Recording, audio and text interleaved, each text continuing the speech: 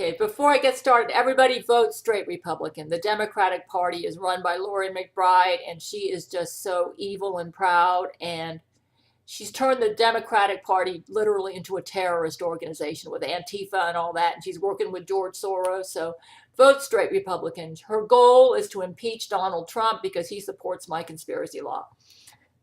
And now I just wanted to say, uh, if you notice, I haven't been making a lot of videos, and that's because the Lord showed me how to end Silver Skies. You know, when I worked on Silver Skies, I got writer's block in 1996 when I found out about Lori McBride.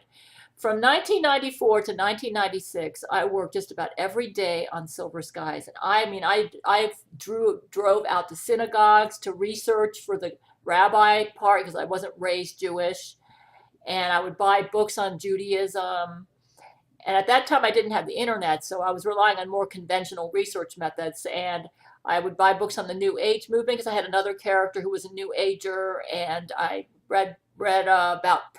I got the book. I got a book on private detectives and read up on that. A book designed specifically for writers who have a private detective character, mainly for mystery writers. But the thing is, I worked very, very hard on this book. I knew it was my first novel. It wasn't exactly my first major fiction piece. My first major fiction piece was a screenplay or teleplay, which I learned I learned how to characterize and plot from doing the screenplay. And I worked on that screenplay so hard, I learned a lot from my mistakes on that I transferred the characterization and plotting skills to the novel. So when I started Silver Skies, my plotting and characterization skills were pretty respectable. What I didn't know how to do was to I always write something like it's a movie in my mind. I didn't know how to make the movie come alive on a page. I had just written a screenplay, okay? So I started off like a screenwriter. And I also had just graduated from the Institute of Children's Literature, and my mindset was like writing for young people, for teenagers, but I really didn't want to be a children's writer. I don't know why, but I don't regret that I studied that because I happened to get a very good writing teacher, and he taught me a lot of things. But so I started what I would do is I would read a book on characterization by Orson Scott Card, and as I was reading it, I would apply what I was learning to my novel in progress. Then I read Plot by Anson Dibble, and as I was reading, I applied what I was learning to my novel in progress, and it would just start coming to me. It's like ideas that, oh, this is what I need to do so that I can make this character work. And then I would read theme and strategy, and I read about 30 books on the craft of writing. I also had the Writer's Digest magazine. And what I would do is I would read, like, Jack Bickham's Scene and Structure was very helpful to me. The books that really helped me, see, I lost my writing library when I divorced because I couldn't afford to move my stuff from Seattle to Florida. But I rebought all of the books that really helped me with Silver Skies. But let me just tell you, I worked on it really hard. And I really paid attention to craft. Like, I made sure I stayed within point of view. I made sure I followed principles for good characterization. And my goal was to write a masterpiece. I didn't care about making a lot of money. What I wanted to do was write something that would live on in history. I wanted to write something that would fill a void in literature. You see, I said, I don't care. I said, I don't even care if I get fame. I don't even care if I get rich. But I want to be able to pick this up maybe 20 years from now and say, wow, this writing really makes a difference. This writing will change the world. This writing will speak to people's hearts. And I knew that in order to accomplish that high goal, I would need to learn the craft. So I really, really studied craft. And it showed. And I got about 3/4 of the way done with the book, using craft and also inspiration and perspiration. I worked very hard, a lot of research. I had files, like hundreds and hundreds of files that I gathered just for research on this book, researching what happened to the Oklahoma City Federal Building bomb, because I had a subplot around that, and about government corruption, and about people losing their gun rights and how that would affect the country, how it would affect the world. But I also wanted to put Bible prophecy in there, but I didn't want it to be preachy. I wanted it to be literary. You see, I felt like there was such a lack in modern literature, that everything was new agey and everything was, politically correct. And it seemed like there were no blockbuster novels, or no published works around biblical themes, around the Bible. And I thought, but I don't want it to be preachy. I didn't want to write like Tim LaHaye's type books. And not that I'm saying he's a bad writer, but I wanted to be more literary. Kind of like I wanted to write something that would have a Bible prophecy theme and a love story, but would have the voice and tone of Colleen McCullough's The Thornbirds. That was my goal. And you know what? I did it. The only problem is I didn't finish it. You might say, well, if your novel is so hot, how come you got all these negative reviews at Amazon and stuff? Well, 80% of the reviews are from Jesuits. 20% of the criticism is legit. Let me tell you what the problem is. And you might say, I don't believe Steven Spielberg made a movie from Silver Skies. He did. He did. And I was amazed. Well, at that time, when Steven Spielberg was interested in my book, which was around 2004, 2005, I gave Vladimir Putin, who was my #1 man at that time, permission to give Steven, the movie rights. I said, but I haven't even finished it, Vladimir. He says, yeah, but we're talking brain to brain. He says, but Steven's interested in it, and he wants to make a movie out of it. I thought, wow, how's he going to do without an ending? He says, apparently he's got some ideas for the ending. So he said, why don't you just go ahead and give it a quick ending? So I slapped on an ending that I thought would work, but I had forgotten a lot of my writing skills. You got to remember, I stopped working on it in 96, and Spielberg got interested around 2004, 2005. And I hadn't been working on my writing that much in that 10-year period.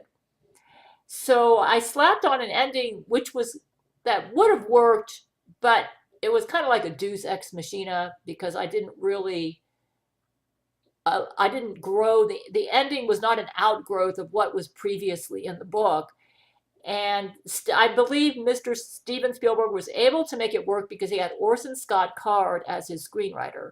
And Orson's a very good writer, and he probably came up with an ending that was sort of based on what I had tacked on, but was more drawn out, and that was an outgrowth of the characters. I so wish I could have seen the movie. Never could see the movie.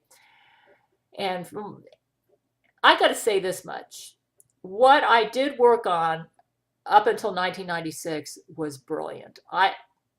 To be honest with you, I stopped working on Silver Skies in 96, and I didn't even look at it.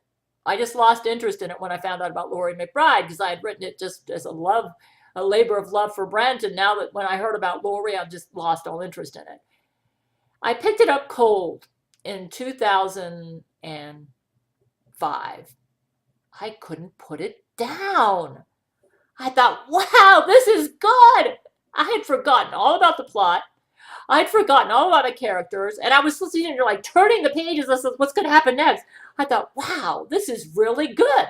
I can see why Spielberg wanted to make a movie out of this. The problem was,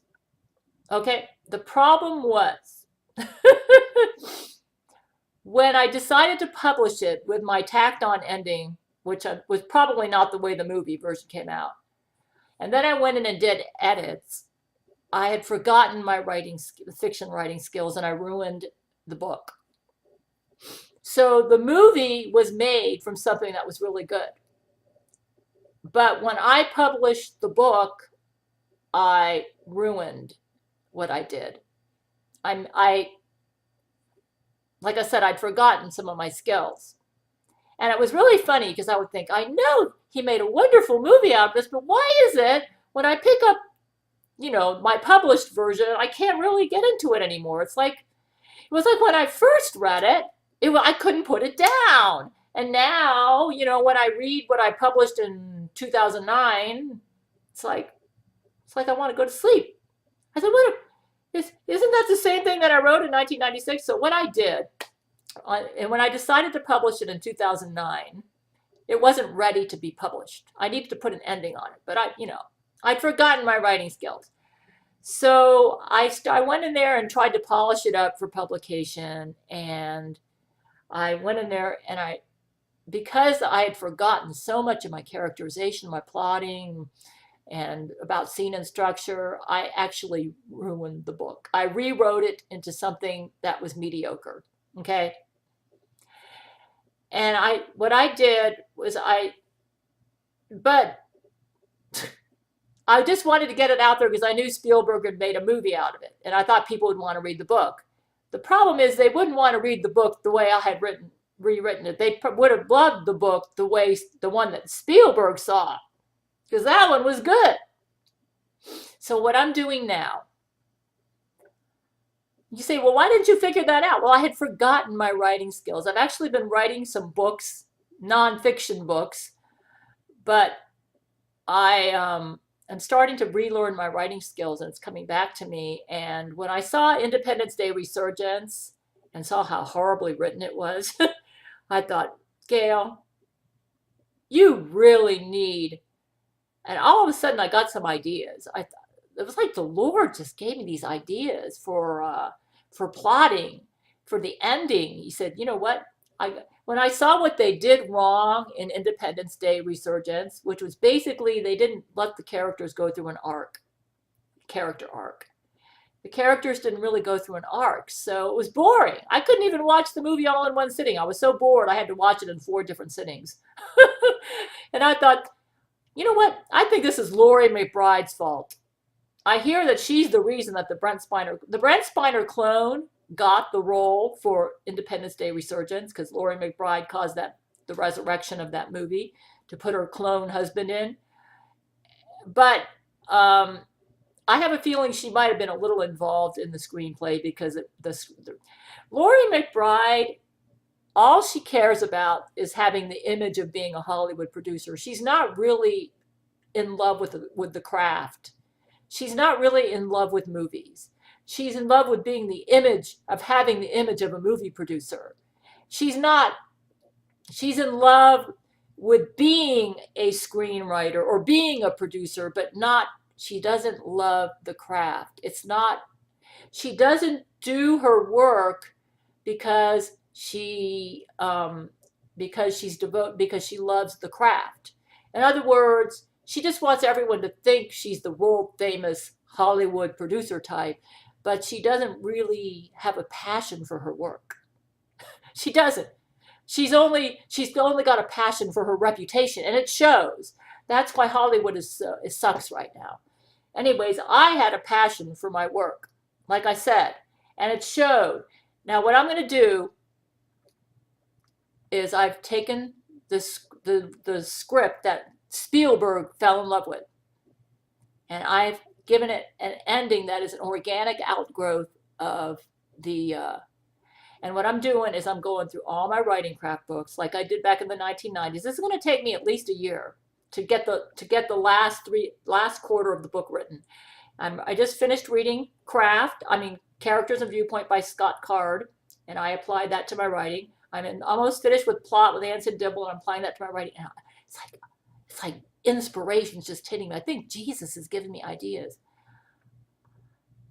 What I wrote was a masterpiece.